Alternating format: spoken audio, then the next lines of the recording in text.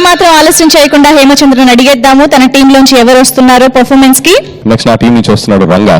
Okay, ఎవరిదన్నా పెళ్లి అవుతుంటే వాళ్ళ ఫ్రెండ్ వచ్చి ఆపేస్తే వాళ్ళ కోపం వస్తుందా రాదా? ఇట్ డిపెండ్స్ యాక్చువల్లీ, బట్ ఒక్కోసారి రాకపోవచ్చు కదా. ఎగ్జాక్ట్లీ, ఆ కోపం రాదు. అందులో ఉన్న నెగిటివ్స్ ఏంటి అని ఒక ఫ్రెండ్ అందరికి ఇంకా మైక్ ఎత్తి రిక్షా, లారీ, ఆటో, బస్సు అన్ని అగహో అని చాడుతున్నాడు అనమాట. అబ్బా, సో ఈ పాటలో మనం తెలుసుకుందాం. మరి లెట్స్ వెల్కమ్ రంగా.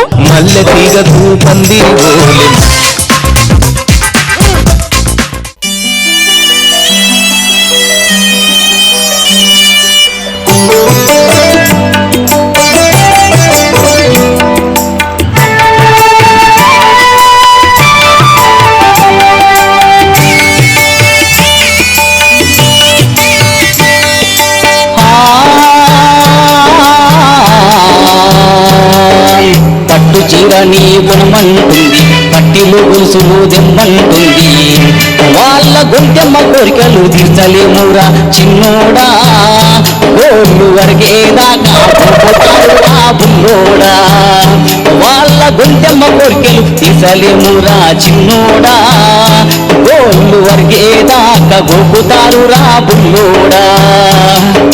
పట్టు చీర నీ గుణమంటుంది, పట్టిలు గొలుసులు దెమ్మంటుంది చిన్నోడా.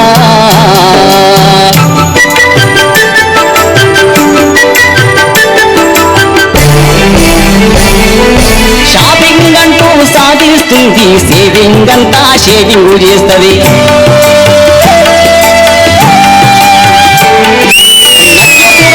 వెళ్తామంటది నిట్ట నిలువునా నిన్ను ముంచుద్ది, షాపింగ్ అంటూ సాధిస్తుంది, సేవింగ్ అంతా షేవింగ్ చేస్తుంది, నక్లేసు రోడ్డుకు వెళ్తామంటది నిట్ట నిలువునా నిన్ను ముంచుద్ది, పెళ్లి మాత్రము చేసుకోరా చిన్నోడా, నీ లైఫ్ కు గండి పడిపోతీరా బుల్లోడా, వాళ్ళ గుంటెమ్మ కోరికలు తీర్చలేమురా చిన్నోడా, గోళ్ళు పరిగేదాకా రా బుల్లోడా. పట్టు చీర నీ గుణమంటుంది, పట్టిలు గురుసులు దెమ్మంటుంది చిన్నోడా.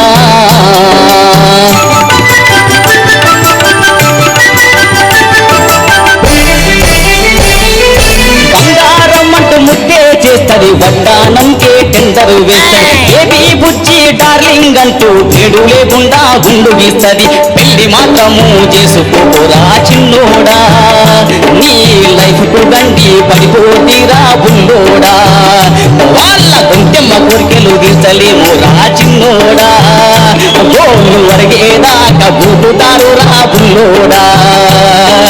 పట్టు చీర నీ గుణమంటుంది, పట్టిలు గొలుసులు దెమ్మంటుంది, వాళ్ళ గొంతెమ్మ కోరికలు తీర్చలేమురా చిన్నోడా, గోళ్ళు వరగేదాకా గోపుతారు రా బుల్లోడా, గోళ్ళు వరగేదాకా గోపుతారు రా బుల్లోడా, గోళ్ళు వరగేదాకా గోపుతారు రా బుల్లోడా. ఇది స్వానుభవంతో చెప్తున్నావా, పక్కన వాళ్ళకి మాత్రమే చెప్తున్నావా? మొత్తం అనుభవించి చెప్తున్నా.